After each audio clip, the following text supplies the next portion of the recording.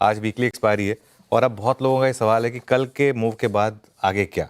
देखिए, कल का मूव अच्छा था, लेकिन जैसे कहते हैं ना, one swallow doesn't make a summer. तो एक कहते हैं ना, सिर्फ एक सेंचुरी से तो खैर पूरी आपका करियर बन नहीं सकता। कल जैसे 3-4 दिन और चाहिए, कल जैसे 3-4 दिन और अगर मिल जाएंगे तो थोड़ा भरोसा लौटेगा। मैं इसलिए कह रहा हूँ क्योंकि ये एक बार पहले भी हो चुका है मामला। आपको याद होगा अक्टूबर में या नवंबर में वो रैली, जब अक्टूबर की रैली थी वो, जिसमें स्मॉल कैप ने ऑलमोस्ट ऑल टाइम हाई भी लगा दिया। तब हमको यही लग रहा था कि चलिए मार्केट में सब कुछ ठीक हो गया, अब वापस रिकवरी हो रही है।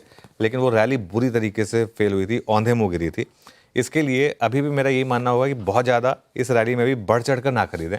हाँ, अगर आपके पास पोजीशंस हैं और अगर आपने अब तक नहीं बेचा है तो शायद कल एक इंडिकेशन मिला आपको कि अब थोड़ा सा और वेट कर लें और देखें कि कहाँ मार्केट आपको मौके दे रहा है।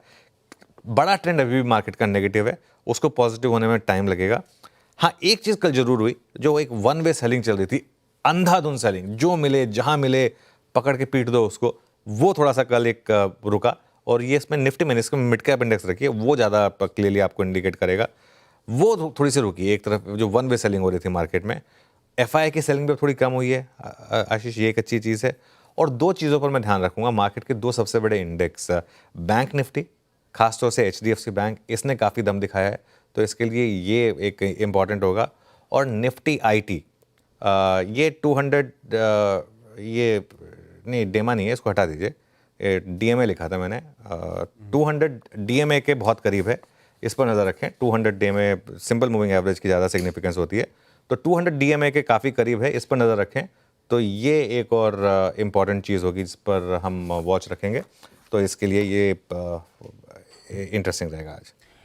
इंटरेस्टिंग सेशन है। निफ्टी आईटी कल एक दिक्कत कर गया, ये सपोर्टिव होता तो शायद अटकता नहीं निफ्टी वापस उसी रेजिस्टेंस जोन्स के आसपास, पर ठीक है, कोई ना कोई बहाना मिल जाता है। कल बैंक्स चले तो आईटी ठंडा पड़ गया। जहन में दो सवाल थे मेरे कि अब यहाँ से तस्वीर कैसी रहने वाली है बाज़ारों की। कुछ आइडिया तो आपने थ्रो कर दिया है, कल के मार्केट से कुछ इंकरेजिंग सिग्नल्स अपने मिलते हुए, और यहाँ से अब बड़ा ट्रेंड क्या है तो अब देखते हैं। पर थोड़ा सा कन्विक्शन मोटा मोटी ऐसा कहना चाहिए, स्क्रीन्स को देख के लौट रहा है। अब ये बात सही है जो आप कह रहे हो कि एक सेशन से कुछ नहीं होना, घाव बहुत बड़ा है, थोड़े और सब्सिक्वेंट सेशंस इस तरह के प्ले आउट हों तो धीरे धीरे कन्विक्शन लौटे, ऐसा। बिल्कुल। और देखिए ये है, लेकिन दिक्कत ये है कि मार्केट में अभी ना कोई क्यू नहीं है यहाँ से मार्केट के लिए, कोई बड़ा संकेत नहीं है। तो आपको क्यूज जो है ना वो मैन्युफैक्चर करने पड़ेंगे यहाँ से। तो एक चीज़ पर ध्यान रखें, डोनाल्ड ट्रंप क्या कह रहे हैं, बार बार उनकी कुछ ना कुछ स्टेटमेंट्स आ रही हैं, उससे एटलीस्ट आपको गैप अप या गैप डाउन मिलते रहेंगे मार्केट में। आज भी मेरे ख्याल से गैप डाउन मिल रहा है, उसमें शायद फिर अगेन वो जो कुछ कह रहे हैं वो थोड़े से इश्यूज होंगे। तो और एफआई ट्रेंड, इस पर ध्यान रखें क्योंकि ये काफ़ी कुछ आपको इंडिकेट करेगा। बाइंग ना हो चलेगा, सेलिंग रुक जाए ना, उसी से काफ़ी काम हो जाता है। देखिए अब क्या हो रहा है, पिछले 2-3 दिन से और कुछ नहीं, तो सेलिंग रुक गई है। जो लार्ज स्केल सेलिंग थी वो थोड़ी सी कम हो गई है।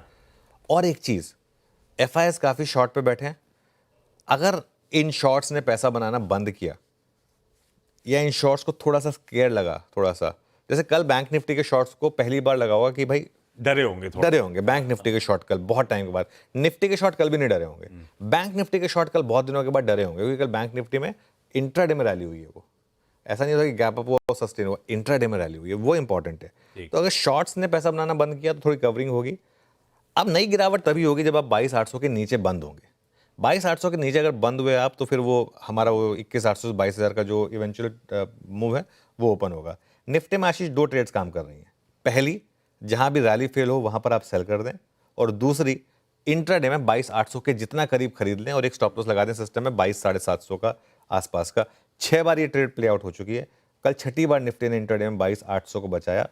लेकिन इस छठी बार में उससे जो पहले 5 बार हुए उसमें क्या फर्क था, इस बार मार्केट ब्रेड सपोर्टिव थी।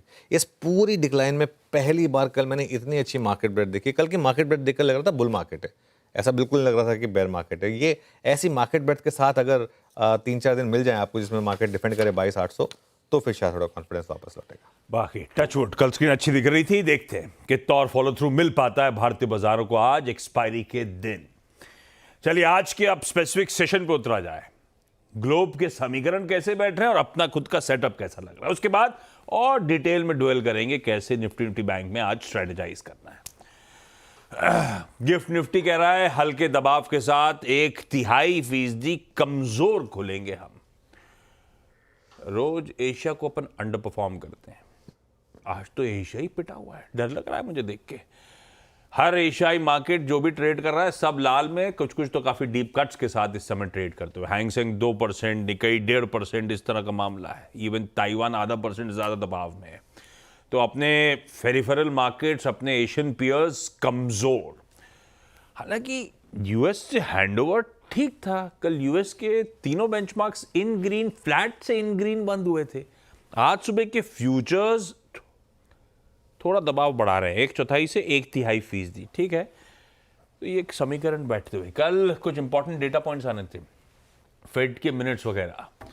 हॉर्माज लंबी छुट्टी के बाद वापस लौटते हुए, कैसी रही छुट्टियां भाई साहब? छुट्टी अच्छी रही, और छुट्टी के बाद आप पूछेंगे मूड कैसा है, तब छुट्टी के बाद आदमी का मूड कैसा होता है वो तो नहीं, ये आंसर गड़बड़ है, मुझे नहीं पता, मेरा तो मूड खराब हो जाता है। आपका अच्छा है क्या? नहीं बिल्कुल नहीं। एक ना मेरा स्टैंडर्ड जवाब होता है जब भी कोई पूछता है छुट्टी कैसी रही, मैं कहा अच्छी थी, थोड़ी छोटी थी। छोटी छोटी छोटी ही लगी। मूड कैसा है? ग्लोब का मूड कैसा है? ग्लोब का मूड थोड़ा सा पस्त है। वो इसलिए भी क्योंकि फ्यूचर्स में आप दबाव जो आप देख रहे हैं वो इसलिए भी है क्योंकि जो कल 2 नेगेटिव खबरें हमें देखने मिली जो यूएस से निकल कर आई, दोनों पर आता हूँ। पहली तो ये कि फेड मिनट्स में जो कमेंट्री निकल कर आई वो नेगेटिव थी। वो इसलिए नेगेटिव थी क्योंकि जो बड़ी बड़ी बातें चल रही थी कि ब्याज दरें कटेंगी, 2025 में और ज़्यादा कटेंगी, वो अब धीरे धीरे करके ख़त्म होती जा रही है। क्योंकि जो सबसे बड़ा टेक अवे फेड मिनट्स का था वो ये था कि जब तक महंगाई कम नहीं होती और जब तक अर्थव्यवस्था मजबूत रहती है और जब तक डोनाल्ड ट्रंप को लेकर ये पॉलिसी की अनिश्चितता जो बनी रहती है, तब तक फेड के ऑफिशियल्स जो है वो ब्याज दरों में छेड़छाड़ करने के मूड में बिल्कुल नहीं है। ये सबसे बड़ा टेक अवे फेड के मिनट से निकल कर आया। और उन्होंने ये भी कहा कि एक रिस्ट्रिक्टिव लेवल पर पॉलिसी की दरों को हम बनाए रखेंगे जब तक अर्थव्यवस्था मजबूत बनी रहती है। पहले हम ये चर्चा कर रहे थे कि वो एक न्यूट्रल रेट पर लाना चाहते थे पॉलिसी को, अब वो रिस्ट्रिक्टिव रेट पर कमेंट्री आ गई है फेड की। तो ये एक और नेगेटिव बात निकल कर आई कि जो ट्रेड में जो टैरिफ्स वगैरह की जो अनिश्चितता होगी, इमिग्रेशन पॉलिसी को लेकर, जियोपॉलिटिकल डेवलपमेंट्स को लेकर, उससे सप्लाई चेन को नुकसान पहुंच सकता है। और हाउस होल्ड स्पेंडिंग यूएस की जो है, जो बावजूद इसके कि महंगाई जो है वो बढ़ी है मगर हाउस होल्ड स्पेंडिंग मजबूत रही है, उसको भी नुकसान पहुंच सकता है। ये फेड के अफसरों ने चिंता जताई है। तो ये एक नेगेटिव खबर निकल कर आई और उस वजह से मार्च और मई की जो पॉलिसी मीटिंग्स है जिसमें ब्याज दरों के कटौती का जो अनुमान था वो अब लगभग ना के बराबर हो गया है। अगली उम्मीद अब जून में है, पर वहाँ की भी प्रोबेबिलिटी अभी भी 40% ही है। वो शायद जून आते आते वो भी कम हो जाए। तो अब बाजार ये मानकर चल रहा है कि अगर ब्याज दरें कटी इस साल तो एक बार कटेंगी वरना नहीं कटेंगी, ये बाजार का मानना है। कल फिलहाल तो वॉल स्ट्रीट ने इस बात को नज़रअंदाज कर दिया मगर फ्यूचर्स में इस वजह से आज दबाव चल रहा है। सारे जो बेंचमार्क्स थे वो रिकवरी के साथ बंद हुए। कल निचले स्तरों से रिकवरी आई और S&P 500 सीमित दायरे में कामकाज हुआ मगर रिकॉर्ड हाई पे बंद हुआ। डाउ जोन्स और नैस्डैक भी लगभग 300 और 150 पॉइंट अपने निचले स्तरों से रिकवर होकर हरे निशान में बंद हुए।